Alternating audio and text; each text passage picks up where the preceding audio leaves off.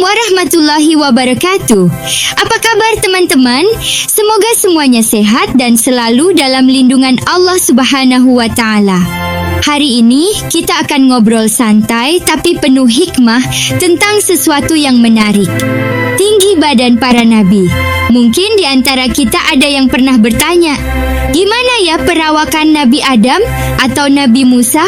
Apakah Rasulullah Shallallahu Alaihi Wasallam tinggi?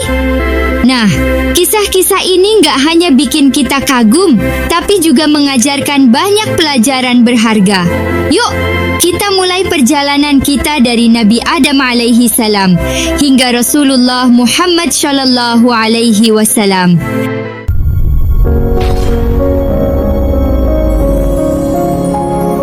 Nabi Adam alaihi salam. Teman-teman, kita mulai dari Nabi Adam alaihi salam, manusia pertama yang Allah Subhanahu wa Ta'ala ciptakan. Kalau bicara soal tinggi badan, Nabi Adam benar-benar luar biasa. Dalam hadis yang diriwayatkan oleh Imam Bukhari, Rasulullah Shallallahu Alaihi Wasallam menyebutkan bahwa tinggi Nabi Adam adalah 60 hasta, yang kalau kita hitung-hitung sekitar 27,5 meter. Bayangin, setinggi gedung 7 lantai. Subhanallah, manusia pertama ini begitu sempurna, besar, dan kuat. Tapi ternyata, setelah Nabi Adam, tinggi manusia mulai berkurang perlahan-lahan. Para ulama bilang, ini adalah bagian dari ketetapan Allah Subhanahu wa Ta'ala. Mungkin juga agar manusia bisa lebih sesuai dengan lingkungan dan zaman masing-masing. Tapi satu yang pasti, Nabi Adam adalah bukti kebesaran Allah Subhanahu wa Ta'ala sebagai pencipta. Nabi Nuh alaihi salam. Lanjut ke Nabi Nuh alaihi salam. Teman-teman pasti tahu, Nabi Nuh dikenal sebagai nabi yang sangat sabar. Bayangkan, beliau berdakwah selama 950 tahun menghadapi kaumnya yang keras kepala. Nah, bagaimana dengan tinggi badannya? Beberapa riwayat menyebutkan bahwa Nabi Nuh masih memiliki perawakan yang mirip dengan generasi awal manusia, tinggi besar. Ada yang memperkirakan tingginya sekitar 10 hingga 15 meter. Wah, pastinya sangat gagah dan kokoh. Tapi sayangnya, tinggi badan dan kekuatan fisik tidak menjamin keimanan. Ya, kaum Nabi Nuh malah menolak ajaran tauhid yang beliau bawa. Akhirnya, Allah Subhanahu wa Ta'ala menurunkan azab berupa banjir besar yang menyapu bersih kaum yang durhaka. Nabi Nuh dan orang-orang yang beriman diselamatkan di atas bahtera besar. Nabi Hud alaihi salam dan kaum Ad. Nah, sekarang kita masuk ke kisah Nabi Hud alaihi salam. Beliau diutus untuk kaum Ad, sebuah kaum yang terkenal dengan postur tubuh tinggi besar. Allah Subhanahu wa Ta'ala menggambarkan mereka dalam Al-Quran sebagai kaum yang memiliki bangunan tinggi menjulang. Allah Subhanahu wa Ta'ala menyebutkan dalam Al-Quran, tidakkah engkau memperhatikan bagaimana Tuhanmu memperlakukan kaum Ad yang memiliki bangunan-bangunan tinggi menjulang? Quran, Surah Al-Fajr, ayat 6-7. Mungkin bisa kita bayangkan, tubuh mereka setinggi pohon kurma. Ada riwayat yang menyebutkan bahwa kaum Ad memiliki tinggi hingga 20 meter.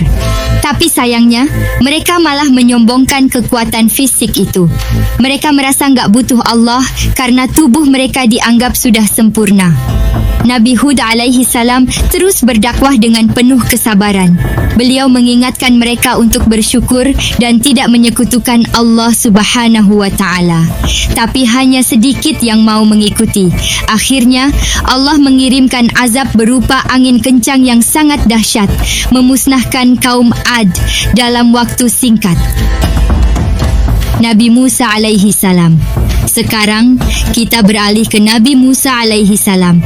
Teman-teman pasti tahu, Nabi Musa adalah salah satu nabi yang sangat kuat, baik secara fisik maupun mental.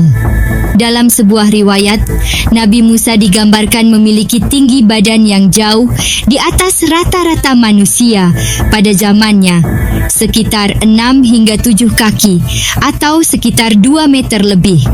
Kekuatan fisik Nabi Musa nggak diragukan lagi. Salah satu buktinya adalah ketika beliau memukul seorang pria Mesir yang menzalimi seorang Bani Israel. Pria itu langsung tewas. Tapi Nabi Musa adalah sosok yang rendah hati.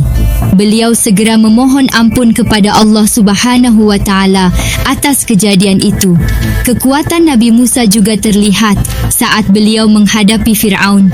Dengan izin Allah, beliau membawa tongkat yang berubah menjadi ular besar, membelah Laut Merah dan menyelamatkan kaumnya dari kejaran Fir'aun. Subhanallah, fisik yang kuat dipadukan dengan keimanan yang kokoh membuat Nabi Musa menjadi pemimpin yang hebat. Rasulullah Muhammad Shallallahu Alaihi Wasallam. Akhirnya kita sampai ke sosok yang paling mulia, Nabi Muhammad Shallallahu Alaihi Wasallam. Kalau bicara soal tinggi badan, Rasulullah digambarkan memiliki tinggi yang ideal. Nggak terlalu tinggi, tapi juga nggak pendek. Para sahabat mengatakan bahwa Rasulullah tampak lebih tinggi dari siapapun yang berdiri di sebelahnya.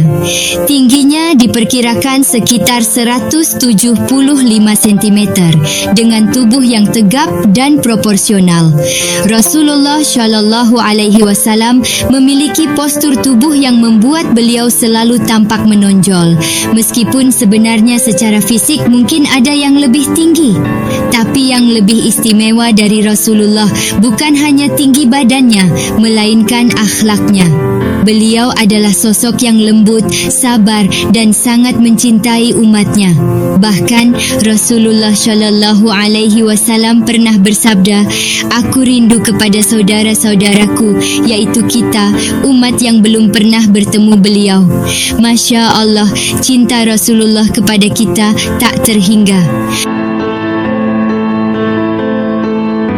Teman-teman, dari kisah tinggi badan para nabi ini, kita belajar banyak hal. Bahwa kehebatan fisik adalah anugerah, tapi keimanan dan akhlaklah yang paling penting. Dari Nabi Adam yang tinggi menjulang, Nabi Hud yang menghadapi kaum Ad yang besar tubuhnya, hingga Rasulullah Shallallahu Alaihi Wasallam yang sempurna dalam segala hal. Semuanya menunjukkan kebesaran Allah Subhanahu wa Ta'ala.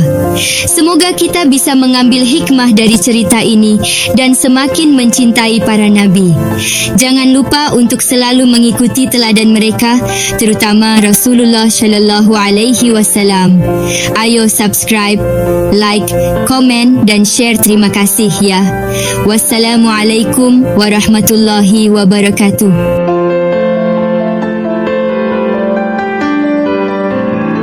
Sebelum kami menutup video ini, izinkan kami memohon maaf sebesar-besarnya. Kami ingin menyampaikan bahwa isi dari video ini bertujuan untuk berbagi ilmu dan inspirasi. Jika terdapat kesalahan dalam penyampaian atau kekhilafan dalam ilustrasi, itu semata-mata karena kelemahan kami sebagai manusia. Kepada Allah kami memohon ampun, semoga Allah memaafkan kesalahan kami. Mohon koreksi dan doa dari saudara-saudari agar kami bisa terus memperbaiki diri. Semoga Allah memberikan keberkahan untuk kita semua. Jazakumullahu khairan.